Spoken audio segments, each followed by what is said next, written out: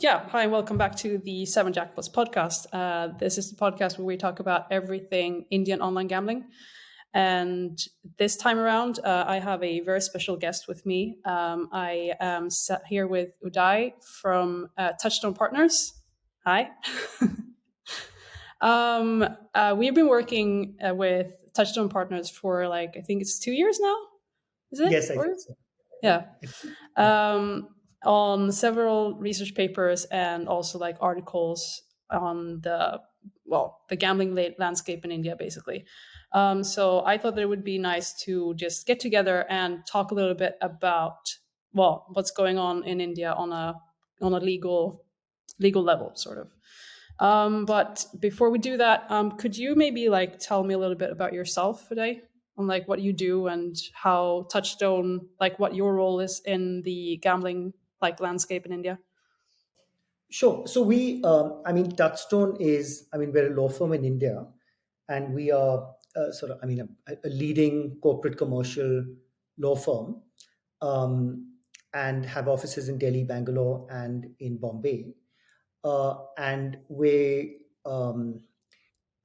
tend to provide essentially a lot of cross-border advice. So there's a lot of what we do consists of foreign investments coming into the country, and we tend to be instructed to work on the more complex side of things. I think we're just able to distinguish ourselves better if we work on the more complex sides as opposed to the more mundane sides.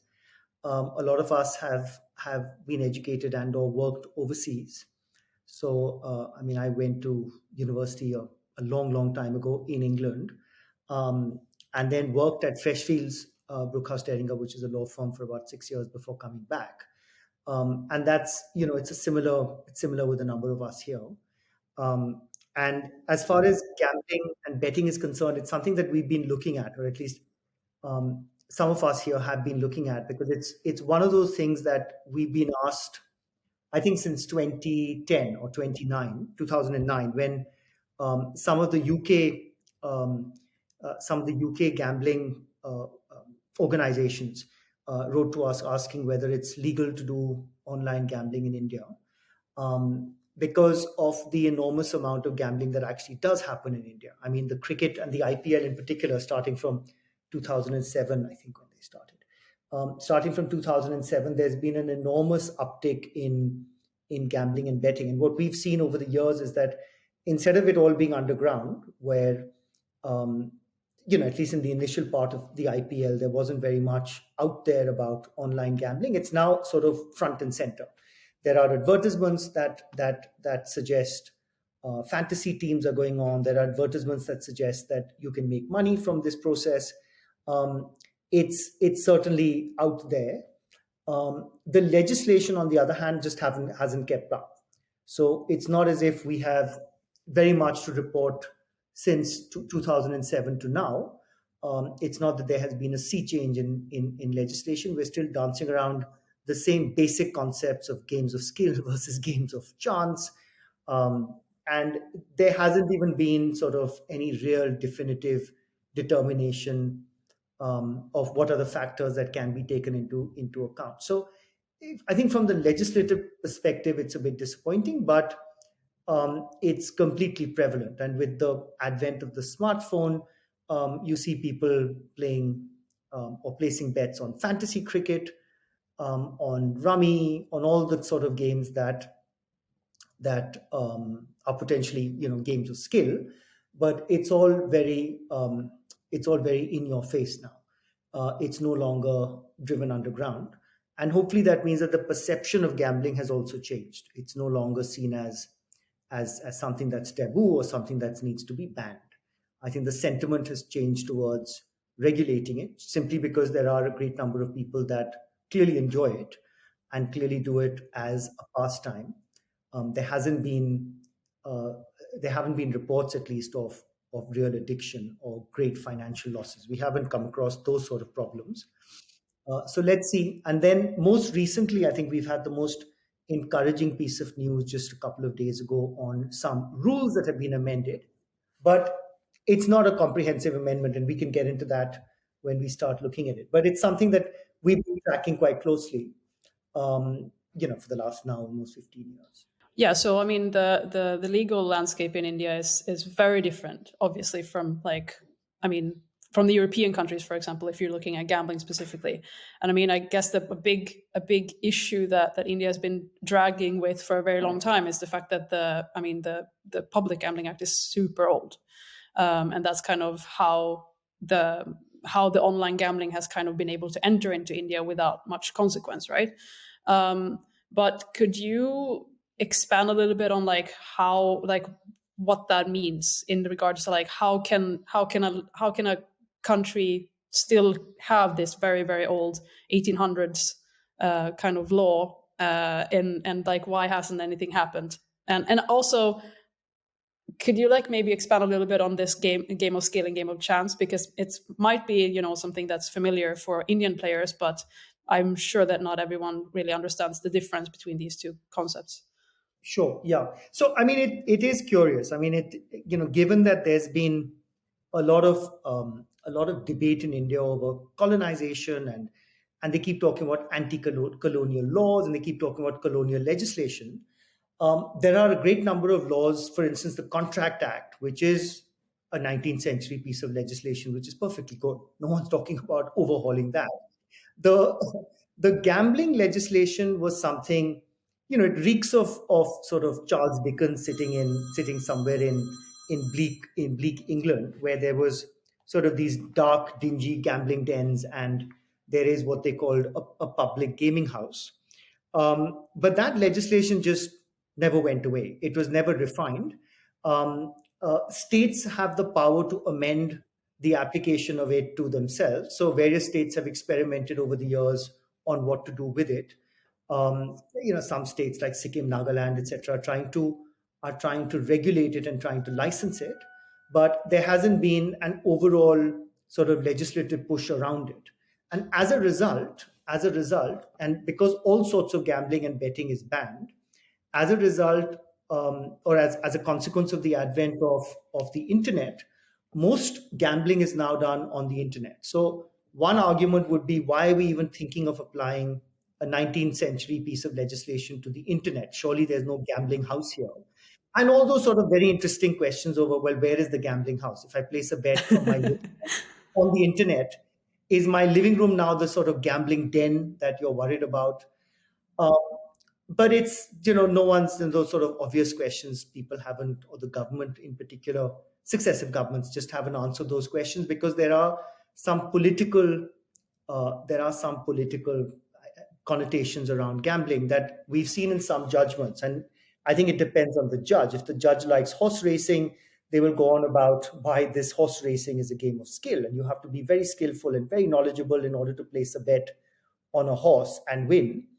But if you don't like it, they will talk about the ills and the social evils of gambling. They will talk about how men in particular will get, especially those who are daily wage earners, will spend all of their money on the roll of a dice, and will cause enormous misery to their families, and particularly to their hardworking wives. So there is all of those sort of prejudices associated with gambling. And yet, because it's entirely hypocritical in some ways, yet the Indian festival of Diwali, there is no shortage of gambling. You're invited openly to gambling parties. Other than me, I'm never invited. I don't know what to do, but there are sort of parties that carry on with where people are invited to these gambling parties, and it's pure and simple game of skill, where there are people who are betting on versions of blackjack. It's not even meant to be a skillful exercise. It's all meant to be entirely fun. That doesn't seem to be a problem. But one of the other connotations that led to it was, there was a cricket scandal where Hansi Cronje, the South African captain, was accused of betting, and the Indian captain, Azharuddin, was also accused of having indulged in gambling, betting, Ajay Jadeja, etc. And I think that essentially caused a lot of concerns around online gambling. And one of the reasons for that, or the legitimate reason to be concerned about it, was just money laundering, because our bookies forcing players or enticing players to throw matches with the prospect of money. Instead of trying to address the money laundering aspect of it, they just tried to ban the whole thing or pretend as if it would just go away. There was a case in the late 90s around a Supreme Court judgment around horse racing. And that's the one where they really set it out. And they said, and that was in a physical context, but there the judgment clearly laid out that, look, there needs to be a distinction between a game of skill and a game of chance. A game of skill is permitted, is not prohibited. Games of chance, on the other hand, are prohibited. It wasn't in an online context, but it was for horse racing. So we started from there, sort of baby steps. And the initial bit was, all right, look, horse racing is permitted. It then went on to other games like and card games, for instance. I think bridge is seen as a cerebral game, so that is probably a game of skill. And then it comes to rummy. Now, there are some high courts that have said it's a game of skill. Some other high courts have said it's a game of chance. Now, I suspect it's because the judge doesn't play rummy, and if the judge plays, Yeah. he or she will decide it's a game of skill. Some other judges will decide it's a game of chance. But what's being left out here is that rummy and all of these card games are widely played in India. These are not games that are being introduced to India. It's like China is the origin of mahjong. Mahjong is played in India as well. Blackgammon or a version of blackgammon seems to have been played in one of our epics. So it's something that Indians we're not unaccustomed to gambling and betting. It's something that has happened over the centuries. And then as far as game of skill and game of chance is concerned, it does unfortunately just settle on a subjective reasoning of what is a game of chance and what is a game of skill. And so, for instance, in the Lakshmanan Supreme Court judgment, the Supreme Court said, look, it can't be a game of mere skill. And they said that a game of skill means something that is mainly and predominantly or preponderantly a game of skill. Now, what does that really mean? Because um, what does it mean? And there were questions that I remember one of the large UK-based betting platforms had asked us once, and that person was clearly a cricket fan and said that, look, is betting on the outcome of the next ball a game of chance? And instinctively, one said, yes, it has to be. And he said, no, but it may not be, right? Because it depends on who the bowler is, it depends on who the batsman is, it depends on tactics, it depends on what stage the game's at. So you can, if you want to do it, you can try and make an argument around it. And the court, for what it's worth, just said that, look, a game of chance is determined entirely or in part by lot or by mere luck. The throw of dice, the turning of the wheel, the shuffling of cards are all modes of chance. But it also said that, look, they sort of concluded that competitions where success depends on a substantial degree of skill is not equivalent to gambling. And again, I think it just goes down to a very subjective determination of what is a game of chance, what is a game of skill, which is what I think something that we've been saying is that, look, as far as the Indian treasury is concerned, why are we losing out on all of this revenue? Let's at least step in, try and earn the revenue on it, and let's try and regulate it. Because to my mind, the single greatest problem with gambling is not the addiction and is not the social evils that they talk about, because there are ways around it. You can just regulate the amount of money that can be bet, and technology has an answer to all of those problems. Is money laundering, and the best way of trying to, or the biggest single greatest reason to regulate it, is to cut out on avenues of money laundering. Because otherwise, and what used to happen certainly is that and that's something that foreign exchange laws still haven't permitted. But if you wanted to place a bet on an overseas betting platform, you needed to contact a broker and basically launder your funds to that broker overseas, and some friend or cousin or whoever in Dubai or wherever would place a bet on your behalf, and you would be told that a person will come to your house with cash or something, very dramatic or something like that. But you can cut all of that stuff out. I mean, just try and regulate it. What the government still hasn't done, and even these new rules that have been amended, is foreign investment in gambling or gaming hasn't been permitted. That's not something that has come in as a consequence of this legislation. And also, we still don't have permission under Indian foreign exchange laws to send money abroad. for placing a bet. I mean, you could the Reserve Bank of India could qualify the quantum, could specify you can't send out a certain amount, or specify a maximum that can be sent out over a certain period. But if you want to, if you're permitted to go onto an Amazon site and order stuff from the US or the EU or the UK or wherever, there's no reason why you can't place a bet on something and receive a reward. I mean, for instance, you might want to win, you might want to bet on a particular horse, you might want to bet on the boat race, you might want to bet on anything you want to bet on. And that shouldn't be illegal because it's certainly regulated by those countries. And another great advantage is just that, something with foreign investment, we would just learn so much more. Our own regulators here, our own betting machinery, our platforms would have the benefit of all the KYC and the anti-money laundering, the addiction, the sort of psychological investments that they've already made. We would benefit from all of it. There's no reason for us to try and reinvent ourselves and to try and assess what the psychological impact may be if those investors themselves have done it. Overseas investors have done it because those are established, sophisticated jurisdictions as far as gambling and betting is concerned. So I would just say that there's no reason for us to not do that. Now, maybe foreign investment in gambling will happen, but that's a step that the central government will need to take. And let's see where this legislation ends up. All right. So, I mean, I think that's a good segue into what's because there are, I mean, hasn't really happened much in the last year, I would say. Last year, maybe 2 years. But I mean, I would say that the three most recent things that have happened is that there has been this discussion about the GST. There has been online gaming is now included in the TDS. And then we also have this amendment of the IT Act. But I'm just curious to hear your thoughts about the GTS and the TDS. Like, what do you think would be? I mean, first of all, what would the TDS mean for someone in India who is now gaming? I mean, because I'm guessing that gaming and gambling are still two different things in this aspect. But like, what would it mean for someone in India now that it's included there? Well, I think what it really means is that at least the state is recognizing that gambling and gaming is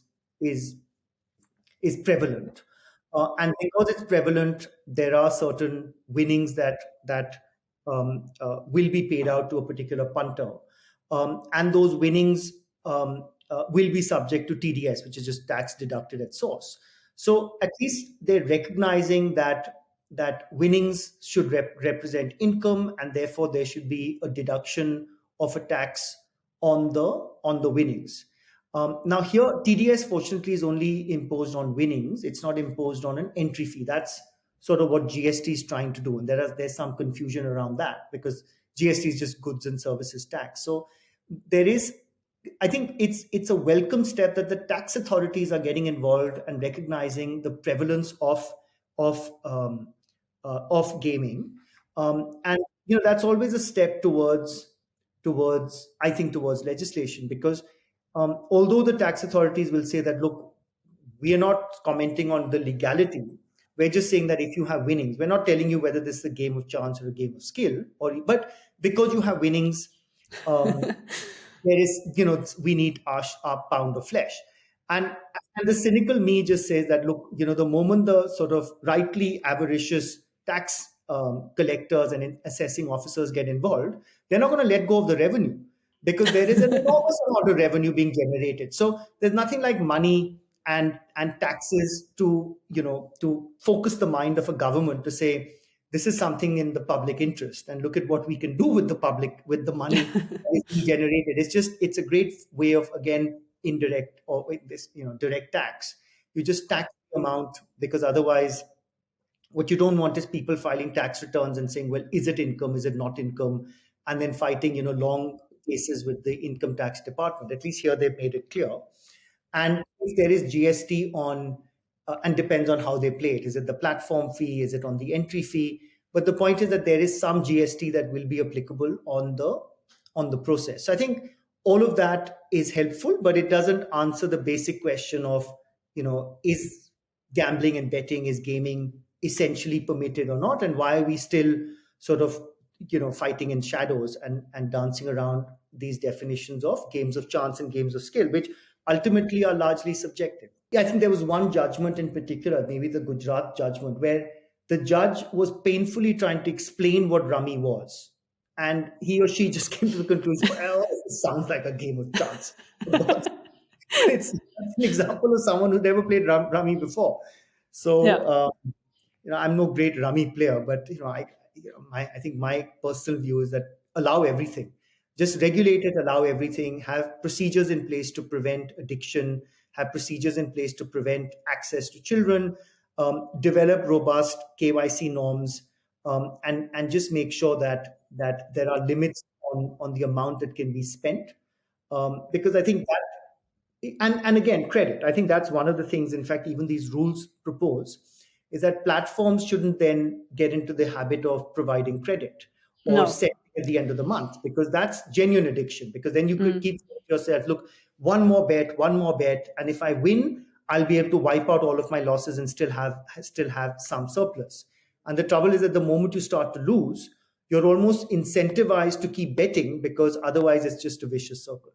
So Yeah, exactly. I think that's something that should happen.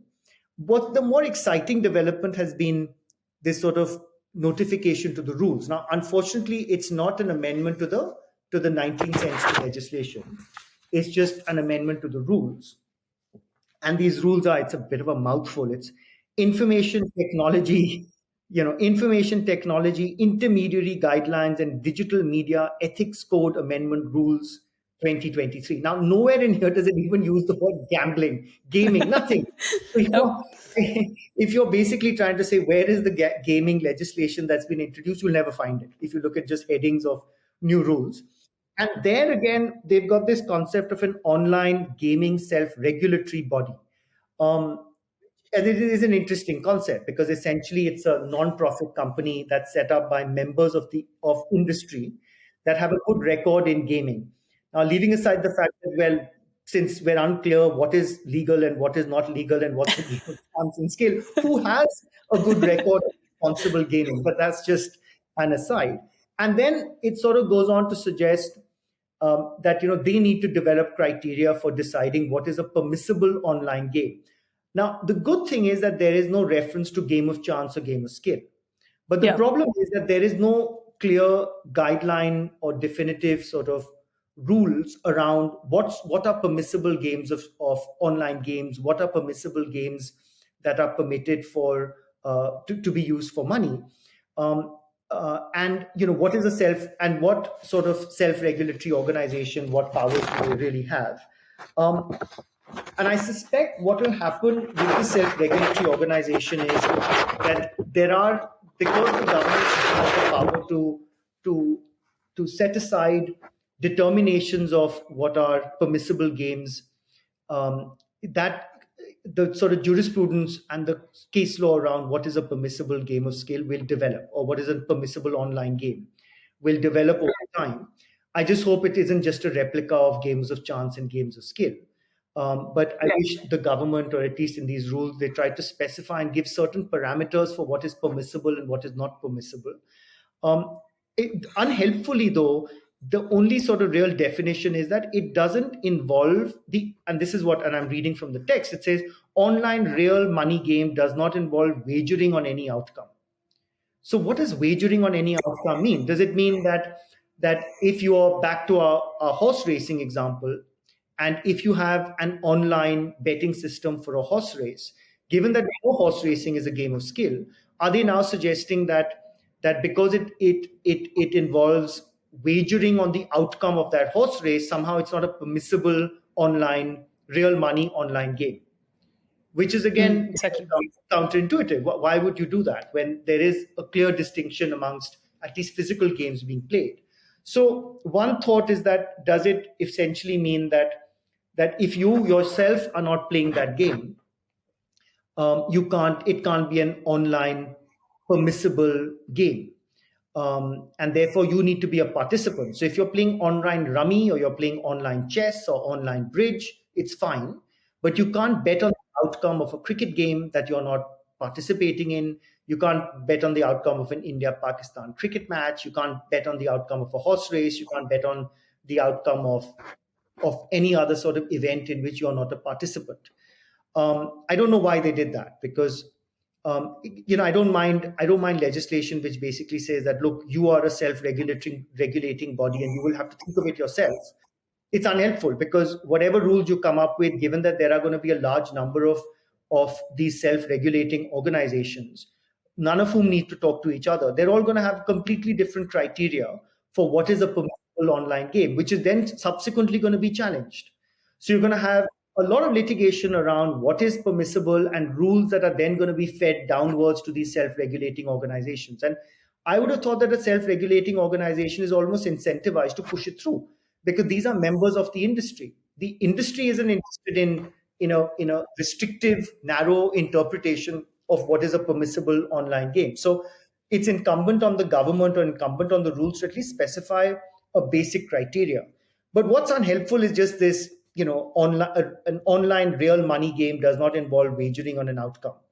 And I think that for me is just, how do you deal with that sort of legislation? So there will be a lot of debate around what this really means.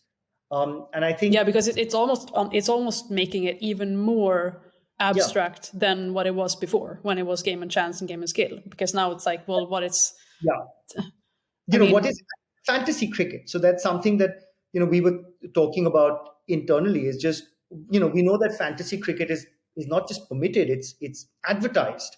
There are advertisements before the Indian Premier League, Cricket Premier League, where they talk about fantasy games. One of the fantasy games operators even sponsors an after-match briefing where they talk about how a particular player played and how someone didn't play and performing and who's not. But the point is that fantasy cricket seems to have been generally accepted, also because of a court judgment, seems to have been accepted as a game of skill.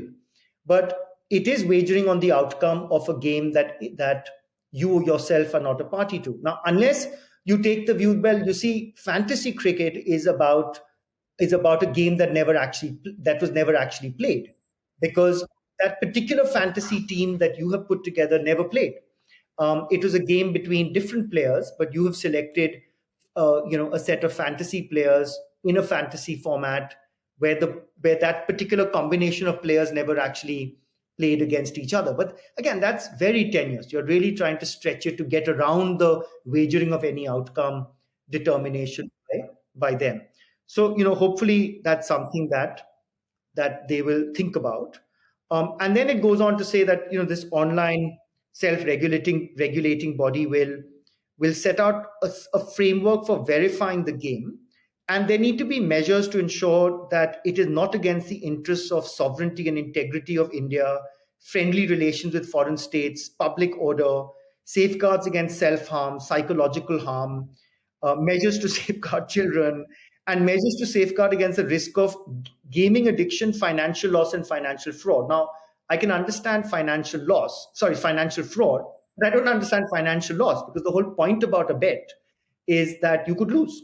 So there is financial now. So, it's all, lots of very interesting concepts have been put together, but there's no point saying that a self-regulating organization will come up with a framework when the legislation itself contemplates several self-regulating organizations in the midst. So, whose framework is better, whose is not better.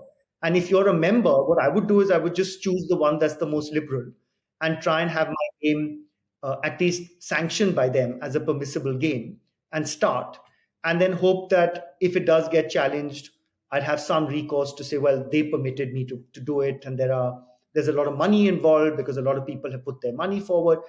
And public interest will be adversely affected if you were to ban the game. Something, sort of tenuous like that. So I think the bottom line on the rules as far as we're concerned is, look, you need to sort out what are permitted games and what are not going to be permitted, and have a more definitive, straightforward framework around this. It can't continue in this, we want to legislate it, but we don't really want to legislate it. Now, whether that's because elections are coming up in certain states who clearly do not want legislation in favor of gambling and betting. And there are some states like Tamil Nadu in particular that are not at all in favor of any form of gambling or betting. And we wonder whether, how these rules will interact with those states, because there is clearly a conflict. Um, because if a self-regulating organization or the self-regulating body were to permit a game that the state of Tamil Nadu is looking to ban, is that's clearly going to lead to some sort of conflict. So there are those questions that haven't been answered, and I wish, rather than trying to sort of sneak it in through the back door, it's better to just overhaul the underlying legislation itself. And if you want to give the states the power to organize it or regulate it in your own states, then do so. And treat it like alcohol. Not every state in India permits the consumption of alcohol. We remain one of the few countries, or a few secular countries in the world that have banned, that do not permit, that have prohibition on alcohol in certain localities and areas. So that has to be something that they could perhaps look at and say that, look, I mean, surely it's no different from tobacco consumption. It's no different from alcohol consumption. It's certainly not worse. And here is an online, given that the money available, psychological effects or whatever else that they're concerned about, money laundering, there are technological KYC solutions to those. And why don't you try and adopt those and amend the underlying Gambling Act? Let's not sort of sneak it through with rules. But the fact that there is a central government rule now which does at least contemplate a self-regulating organization, it contemplates permissible online games, is very helpful. I think that it's kind of interesting with Tamil Nadu because obviously they've tried to ban gambling now for three times. And now they finally managed to do that. But I mean, I think that the interesting view in that state is that, I mean, there has been quite a lot of articles coming out saying that, people are killing themselves. There's a lot of, the push of like that gambling actually like destroys people's lives, and that they have had reports of 40 people committing suicide only during 2023, which is obviously, I mean, it's extremely upsetting and unfortunate. But for me, it doesn't really it doesn't match what we can see in the rest of the world, and especially in regulated markets when it comes to gambling, because looking at India as a whole country, which is a little bit complicated because India has such a vastly different, ways of people gambling depending on the state.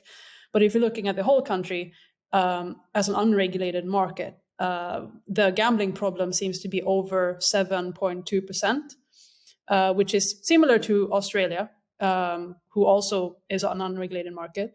But I mean, there has been recent studies now showing recent reports coming out from UK saying that they are, one of the harshest markets when it comes to gambling regulation. They have really, really strict rules, and they have managed to go down from, I think it was 1.3% of gambling problems in 2018 to 0.2% now in 2022. So I'm just wondering, how come that there is still this strong, idea that gambling and banning gambling is supposed to be something that will solve everything, when it's so clear that regulation actually actively helps people who has a gambling problem, if that's now the main focus of states like Tamil Nadu, for example. What do you think is the reasoning behind these kind of very strict ban everything mindsets? I think it's all coming out of votes, because women, the perception of gambling, similar to the perception of alcohol, is very different if you're a rural woman versus if you're a rural man. And I think, so for instance, in the fishing communities where they earn based on the catch of the day, and a lot of those fishermen are essentially daily wage earners. The fear around alcohol seems to be that the alcohol or the cost of alcohol is something that they spend all of their winnings on before they actually reach home.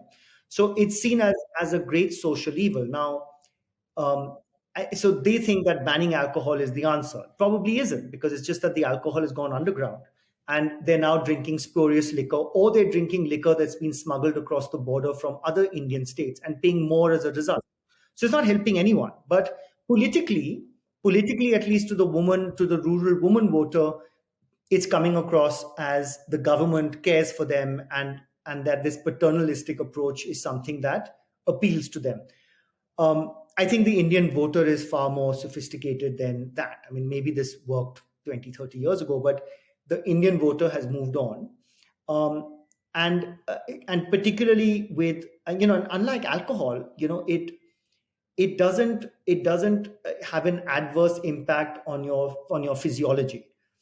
You may be very upset because you've lost a bet. You may have other problems, and maybe some sort of limits on the amount that you can spend, as long as it remains fun, and it remains a bet, and you don't sort of base your livelihood on, or you bet your livelihood on a bet.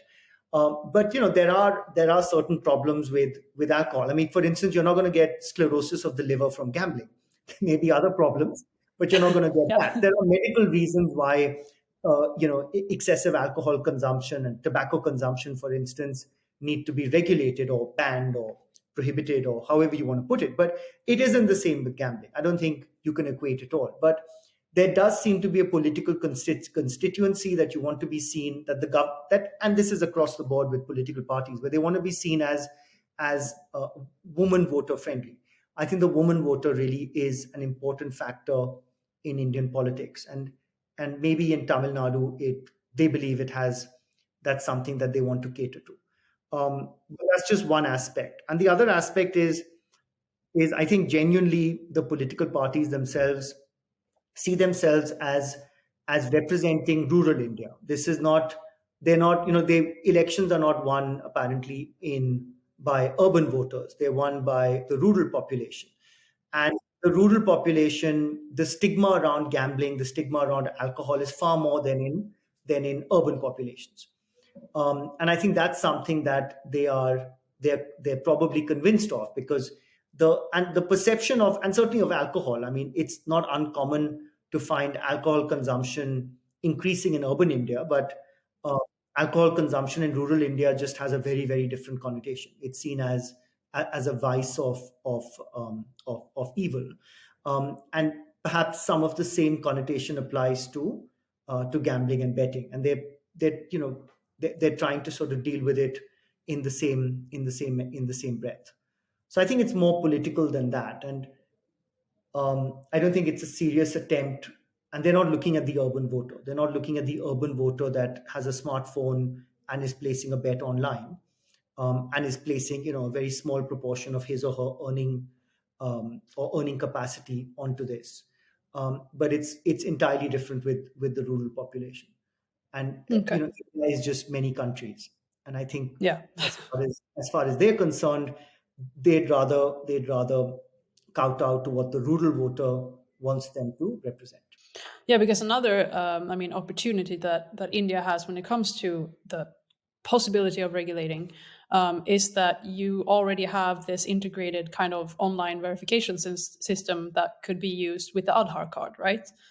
And that's something that is already used in other regulated markets, like Sweden, for example. We have something called a bank ID, which is pretty much the same thing, where you can verify yourself. You can make basically a digital signature of yourself in online situations. And I mean, wouldn't that be like a good idea? Can that be used for something like this, if they would want to use it for like KYC, for example, for online gaming or gambling? Oh, absolutely. I mean, we've got, the payment systems in India has been a big success story in the last few years. And that uses that all the time. I mean, in order to open payment wallets, there's a proper KYC procedure. This Aadhaar card is linked to your mobile phone. The mobile phone, and there's an OTP that is received on your mobile phone, which you need to enter to complete your KYC requirements. And even with banks, I mean, we remain one of the few countries where you can't just make an online payment without punching in a password and an OTP that comes onto your mobile phone. So the entire banking system is connected with sending OTPs to the mobile phone. I mean, one of the problems that India has had, or Indians have faced, is just recurring payments on things like Google Pay.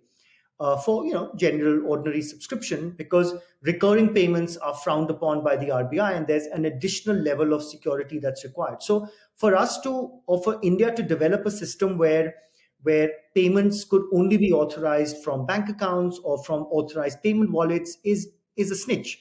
That's something that they can do very easily.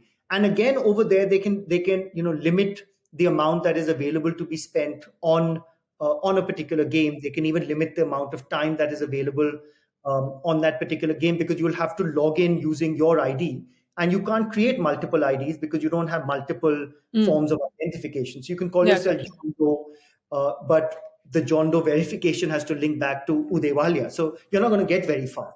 So I think technology is the answer to a lot of these problems. It is the answer to money laundering. It's also the answer to a lot of the psychological fears that they have.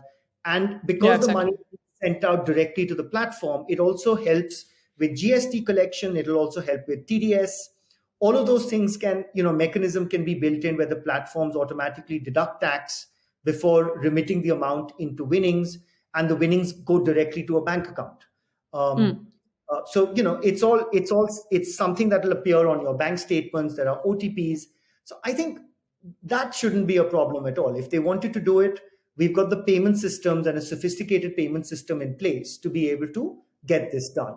The fear Yeah. is to prevent cash. The idea should be to prevent cash from being used for all of this. And if it's online, well, there's no possibility of paying cash. You'd have to, sorry, make an online payment. um, and the problem with, or the problem with cricket betting is that it's often done using cash by transferring money to a broker and a bookie who goes off and places a bet online overseas, which is what we were also saying earlier, is that just make it all online, regulate it all, and completely eliminate the role of a bookie that could collect cash for placing bets, and hence try and manipulate the outcome of matches. I mean, in UK, for example, and in Sweden as well. I mean, there are still, well, UK specifically. I mean, there are still like places where you can go and place bets, just as you've Yeah, always been able to do. yeah, It's just that we they need to have the same license and follow the same rules as any online operator. So yeah, yeah. But also, UK doesn't have that cash culture. India does have a cash culture. In the UK, you'd still go into William Hill and pay using your debit card. You can't make payments beyond a certain amount. And even here, if they wanted to set up physical places to place a bet, you can, as long as you make it clear that you can't accept cash. But rather than doing it that way, given the preponderance of Indian smartphones, or the sort of wide penetration of smartphones in the Indian market, just make sure that it's online games that are being regulated. If you want to place a bet, you need to place it online. You need to place it through regulated platforms, through accounts that have for which you've already gone through KYC requirements, and then to set up usernames, user IDs. You need to prove that you're over a certain age, and there can be, not just artificial intelligence, but just circuit breakers and other things to prevent you from placing bets in excess of a certain amount over the course of a day, and no credit. There should be no credit yeah, that is yeah, expected absolutely. for all of this stuff. I think that is one of the things that they should certainly look out for. Yeah, and that's, I mean, that's something that it seems that India has already solved with the OTP and the way that I mean, agree and make transactions as it is. So, but I mean, that's such a, not preventing credit and working against money laundering is like the bare minimum of any online gambling legislation that exists in the world now. So it's like that's where we're already at. As long as you would look at any sort of legitimate online gambling website today, as long as it has a license. We've got the infrastructure to do it. Yeah. Yeah, I mean, I think that India is even better off when it comes to the foundation of creating a regulation than a lot of other countries, because you already have the Aadhaar card. You have a big like head start when it comes to KYC and when it comes to minimizing the risk for online for underage gambling, for example. It's there's huge potential. Yeah, no, and a widely accepted digital payments network. I mean, I heard from someone in Mastercard that not by value, but by volume, 40% of all digital payments are generated in India. And I don't know if that's true or not, but it's still a very high number. And it is possible to pay the parking attendant using a digital wallet. You no longer have to even pay cash. So it's reached that level. So I think for us to be able to say only payments through bank accounts, using an OTP or using payment wallets that have been verified is never going to be a problem. Which is why this piece of legislation around rules is just a bit disappointing, because there's just so much we can do. And why are you creating a network that is just going to lead to litigation? We don't have a framework. There's going to be an argument, or at least some sort of judicial determination over what is a correct framework, what is an incorrect framework. And that uncertainty just makes it a very risky investment for an investor looking to invest in the industry. Yeah. So if I would ask like a bit of like a ending question or two, like tie it all together, if you would look at India from like a 5-year perspective, what do you think will happen going forward? Well, I think I would have thought that, within 5 years, given how well online gaming and betting websites seem to be doing, and this is just on a lot of the payment providers, the wallet providers, they all have a separate gaming system. The younger generation seems to have adopted this sort of idea of just playing games online quite readily.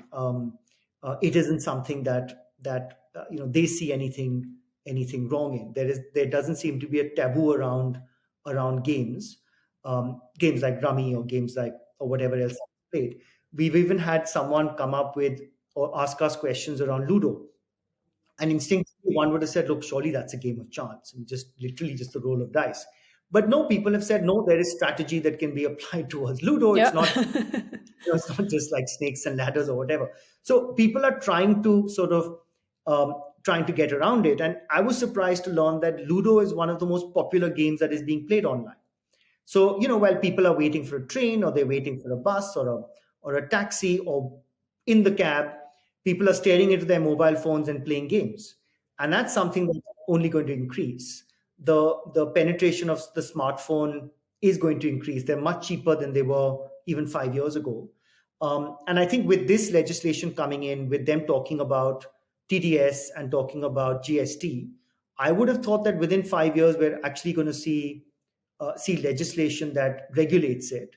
And we're finally going to do away with this game of skill, game of chance distinction. Because even politically, I think, if it's going to start spreading towards rural India, because it's not as if rural India doesn't have smartphones, people are going to see it as more of a benign indulgence, as opposed to an evil mechanism that is going to destroy livelihoods and destroy families.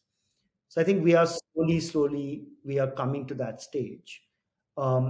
And this is a step in the right direction, but it's far from what we really need in order to have a robust gaming industry. Because and it is a little bit like tackling it from behind, like it's tackling it backwards. Like having it unregulated, but then starting to tax it, and then realizing that, there is a lot of potential here to get all this profit in, and making sure that the money stays within Indian borders. So then, yes, exactly, it's a no-brainer. I guess I don't see it as being banned. I mean, I think at some point in the not too distant future, with the way Tamil Nadu was going and other states, at least the fear was that, look, are other states going to follow? Are they also going to try and ban it? But at least I think that phase seems to be ending. Okay. Yeah, we'll hope so. As you say, at least there's something more to talk about in the Indian gaming market or gambling market. It was, a year ago, where we'd say, well, nothing has changed. We're still looking at, we're still talking about the same games of chance versus games of skill. Yeah, exactly. Yeah. All right. Well, I think that's all the questions that I had for now. And yeah, I would thank you so much for taking your time to explain a little bit about the Indian gambling landscape from a legal perspective. And yeah, thank you very much for joining. And for everyone in the podcast seeing this, please leave a like and subscribe to us so that you don't miss the next episode, which I hope we'll be out with shortly. So till next time. Thank you.